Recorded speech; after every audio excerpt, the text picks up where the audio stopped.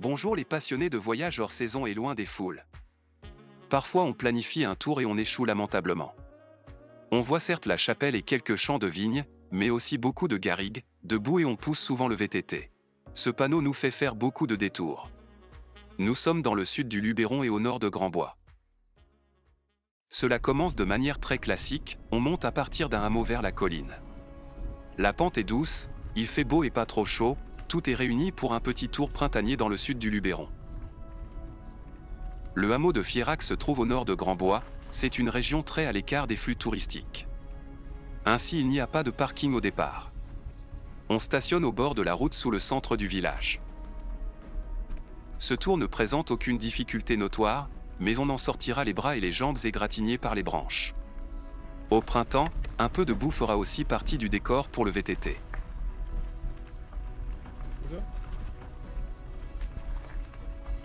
Bien sûr, notre intention était d'en faire un tour pour notre site provençal provenceguide.net, mais vu les détours forcés, la végétation dense, les interdictions et autres aléas, ce tour restera une anecdote sans pouvoir être conseillé pour le grand public. Les derniers morceaux d'asphalte disparaissent pour laisser place à une piste agricole menant vers des champs de vignes très classiques de la région.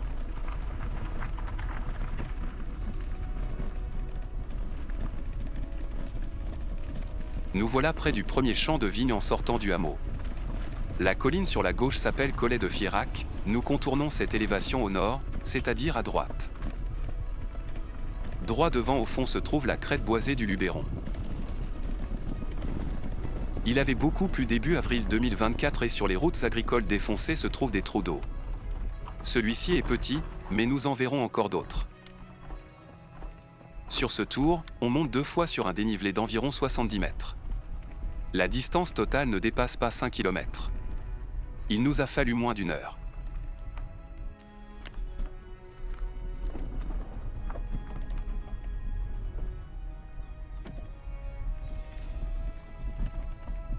Les gens attentifs auront remarqué que la sonnette du vélo ne sonne plus intempestivement. André a réussi à la réparer. La sacoche sur le porte-bagages est aussi attachée de manière différente pour faire moins de bruit.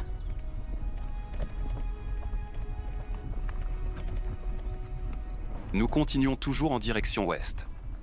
Au retour, nous remonterons involontairement près de ce portail, mais on comptera tout ceci au cours de cette vidéo. Jusqu'ici, ce tour est bien plaisant.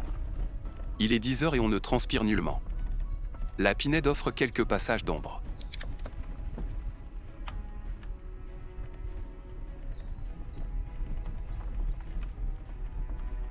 La route reste chaotique, il faut rester attentif tout le temps.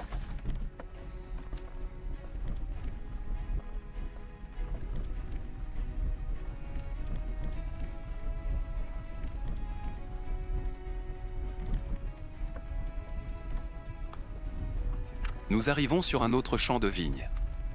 Un panneau bien rouillé nous indique que c'est une propriété privée. Cette route tourne plus loin de toute manière dans la mauvaise direction. Il faut continuer à droite sur un chemin plus petit.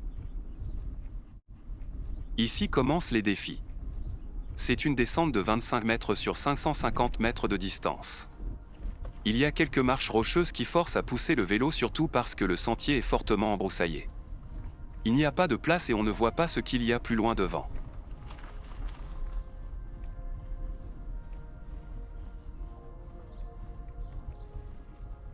Les aguerris peuvent foncer ici, mais nous restons sages. On n'a pas de kit anti-crevaison ni de pompe avec. Un sac assez lourd est attaché sur le porte-bagages. Bien sûr, un pantalon long et des manches longues aident massivement ici.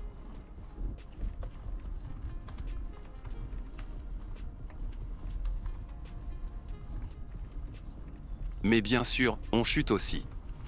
Ce n'est pas bien méchant, le buisson n'est pas épineux. Il est en tout cas clair que nous ne remonterons pas ici au retour. On est toujours heureux que personne ne nous observe dans ces situations. Est-ce pour cela que nous cherchons toujours des coins perdus? Ah, enfin un passage où l'on peut rouler.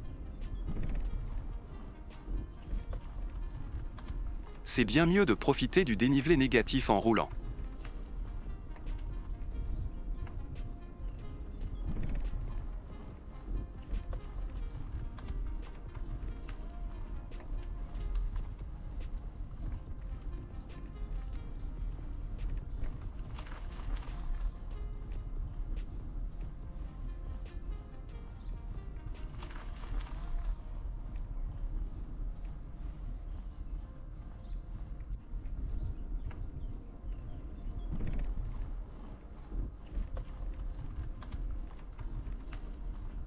Ici, c'est de nouveau un tour en VTT sympa. Voyons ce que donne la suite.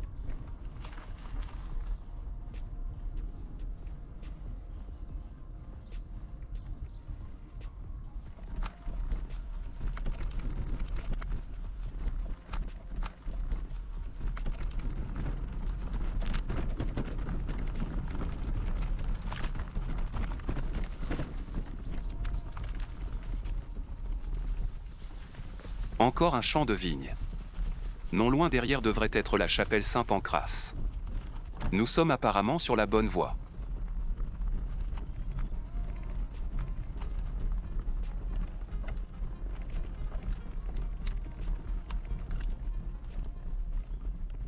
C'est donc ici à droite et donc sans vraiment dévier de la direction ouest engagée depuis le début.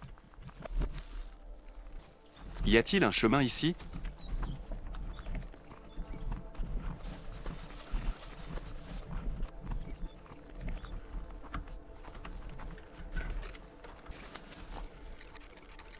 Ah, oui, mais le chemin n'est pas souvent emprunté. C'est une trace rectiligne en légère montée. Elle devrait pointer droit sur la chapelle.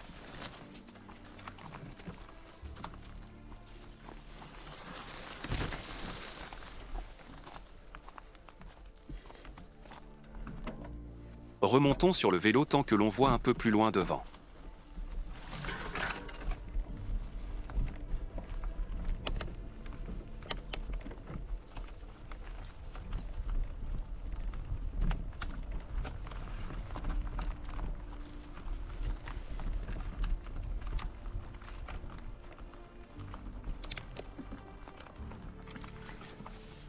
Et merde, même sur un chemin complètement abandonné se trouvent des interdictions. Donc ce n'est pas une chapelle perdue dans la forêt. Le site internet de la commune de Grandbois stipule que la chapelle du XIVe siècle est chère aux Grandboisiens. Cependant elle est privée et ne se visite pas. Même pas le cimetière devant à gauche avec la mystérieuse pyramide de Joseph Bonin n'est accessible. En tout cas pas quand la voiture montre clairement la présence de quelqu'un. Nous rencontrerons plus tard un voisin qui nous dira que l'accès au cimetière n'est pas un problème. Mais cela ne sert à rien si on est accueilli ainsi. C'est un des points négatifs de la Révolution, la chapelle a été vendue à un négociant marseillais et elle est restée privée depuis. On n'a donc pas d'autre solution que celle de retourner au dernier champ de vignes et de chercher là un retour un peu plus digne pour la journée.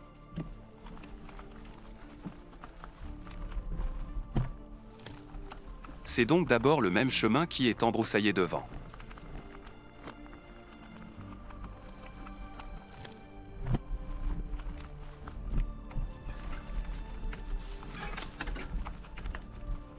Cette fois-ci, pas besoin de descendre du vélo, on peut foncer à travers les branches quand on connaît l'état du chemin de l'allée. Ah oui, nous avons oublié de préciser que nous portons des gants.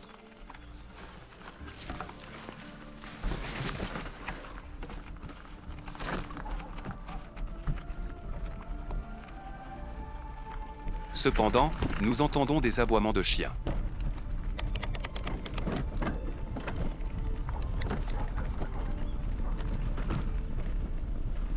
On ne peut pas les localiser et donc on ne sait pas s'ils sont attachés près d'une maison ou bien s'ils courent librement. C'est bien ce que nous détestons le plus.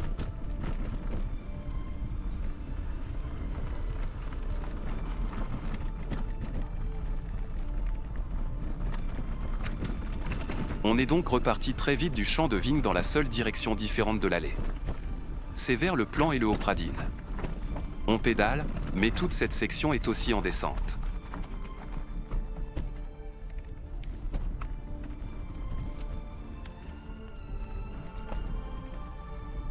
Les aboiements cessent, il semble que nous ayons laissé les chiens derrière nous. Nous ne les avons en tout cas pas vus.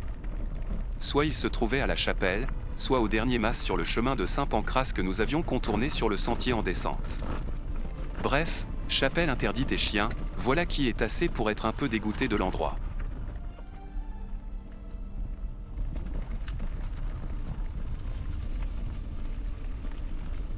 Ainsi nous filons vers le sud. Cela nous donnera au moins la possibilité de voir ce qui est marqué sur la route d'accès normale à la chapelle.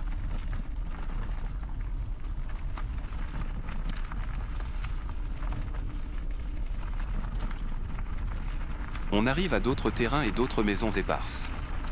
Cela s'appelle le plan.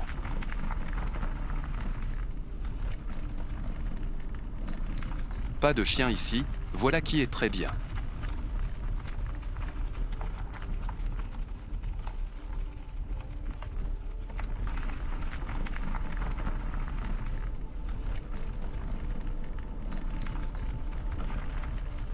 Voilà du goudron, au moins ça roule bien. Nous sommes toujours sur le chemin du plan, il tourne ici progressivement vers l'ouest. On tente donc de faire une boucle dans le sens des aiguilles d'une montre.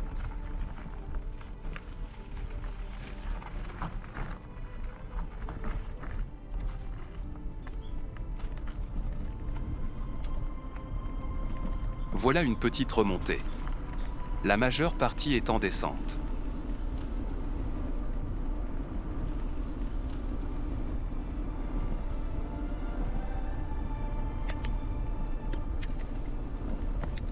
C'est bien quand ça file ainsi, mais on sait aussi qu'il faudra remonter tout ceci plus tard.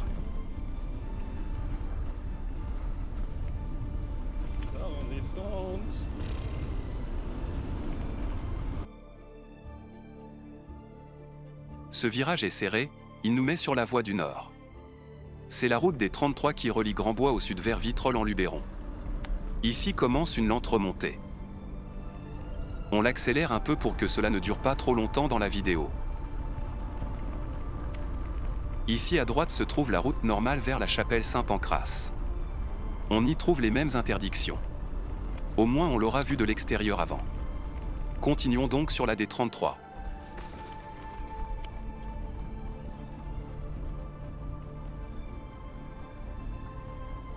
On croise un cycliste. Il pédale aussi en descente. Nous peinons un peu dans cette montée, on n'a pas l'habitude de rouler sur route goudronnée.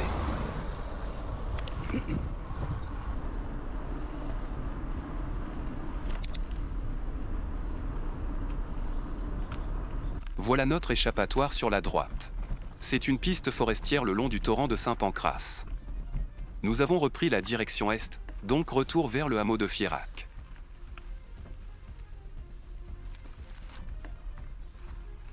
Ici se trouvent aussi les larges flaques d'eau boueuse annoncées.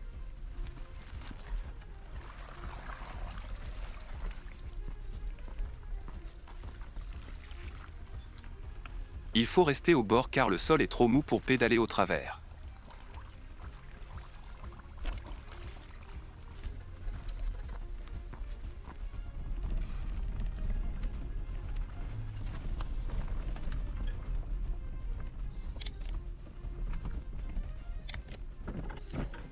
Est-ce qu'il a plu là derrière nous?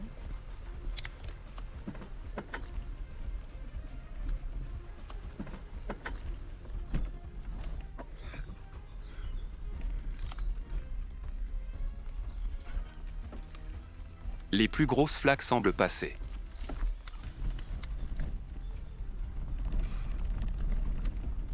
On voit sur la carte un lac sous la ferme de Cabrerie, mais pas de chemin direct vers le hameau de Fierac. Avançons donc pour voir tout ça de nos yeux. On n'est plus à un détour près.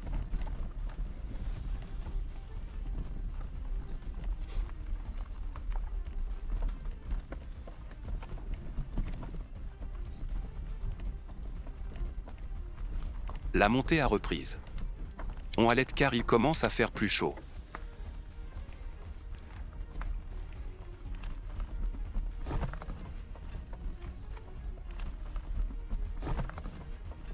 La boue argileuse colle sur les pneus et ceux-ci frottent dans les garde-boue.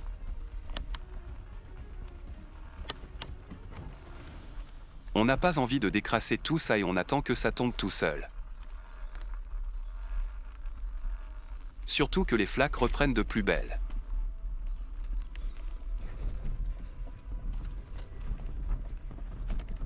Ce serait le tour des petits champs de vignes perdus dans la pinède si c'était un tour à publier grandement. Mais il ne l'est pas. La montée légère semble lassante, mais on est constamment concentré à trouver une voie qui secoue le moins possible entre trous, pierres et les grossières traces de tracteurs.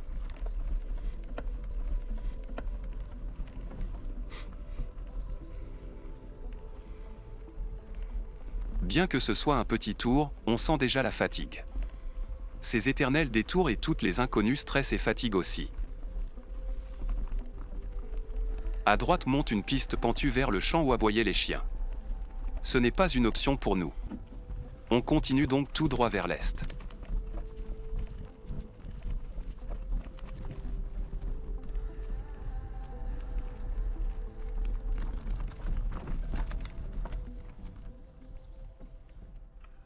Nous arrivons sur un champ.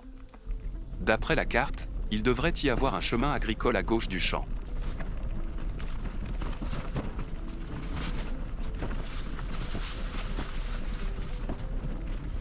Soit le chemin n'existe pas, soit le champ empiète sur le chemin.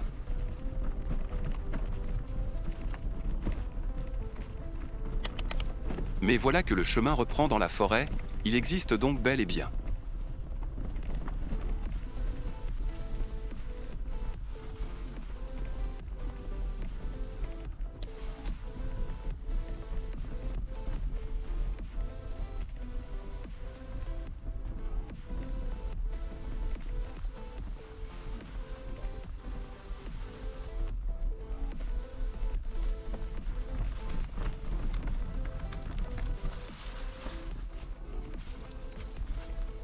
Mais tout ceci est pour arriver sur un autre champ et ici le chemin s'arrête. Notre idée est de rejoindre le lac en face sous la ferme de Cabrerie.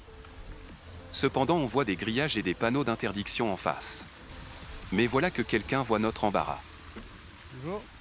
Bon, vous passez par là d'habitude? Non, j'essaye de revenir vers le hameau. Vers le hameau là-bas, Vous remontez là pour le champ, enfin, c'est au bord du champ. Ouais. ouais, c'est raide. Il nous conseille donc de remonter hors chemin au bord du champ. Très franchement, nous n'aurions pas osé s'il n'avait pas été là et s'il ne faisait pas de même.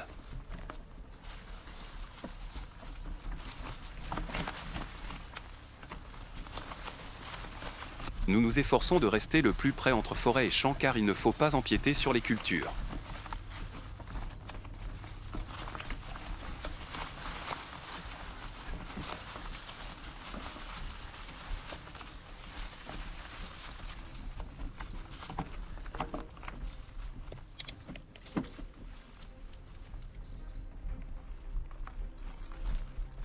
On remonte le long du bord nord du champ.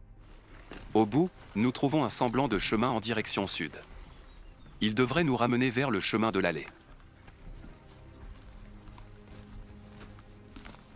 La montée est prononcée, les branches barrent le chemin à chaque mètre. Ici nous poussons les vélos.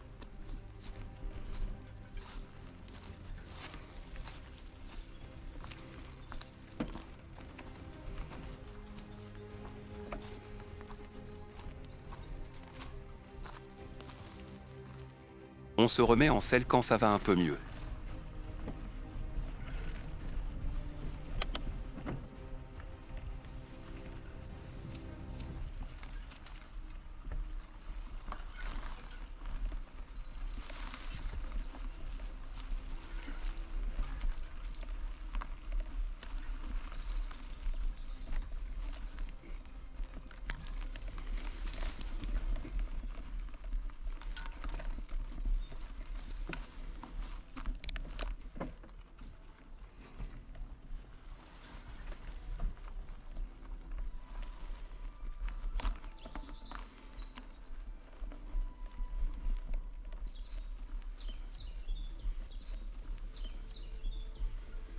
On ne dirait pas là, mais nous restons en selle en dépit de toutes les branches et tous les épineux qui barrent le chemin.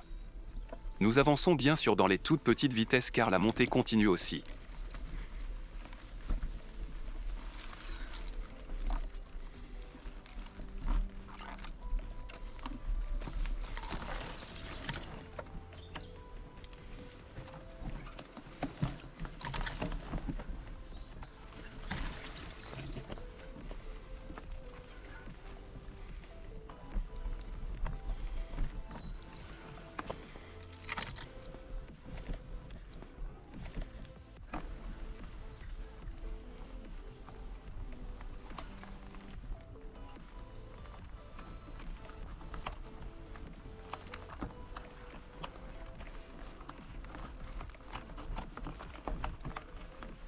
Eh bien, c'était dur là. Nous sommes enfin sur le chemin de l'allée. Si tout va comme prévu, tout le reste ou presque est en descente. On accélère un peu ce retour.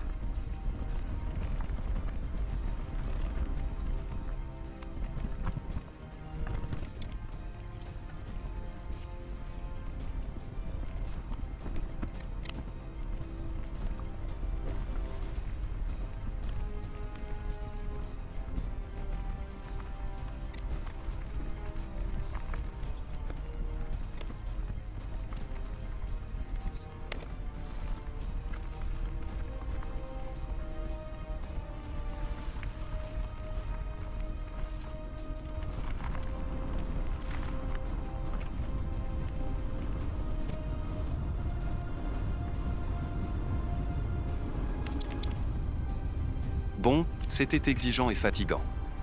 C'était pour l'exercice physique seulement.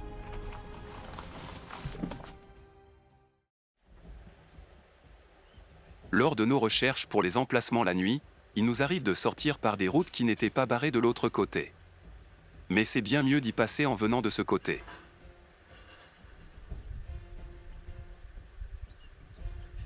Voilà des choses que l'on ne fait pas tous les jours quand on n'est pas agent municipal.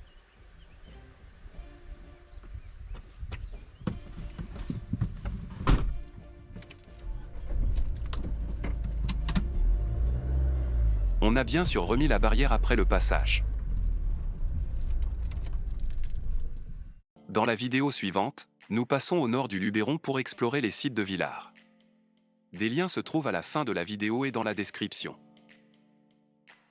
À bientôt sur Voyage hors saison.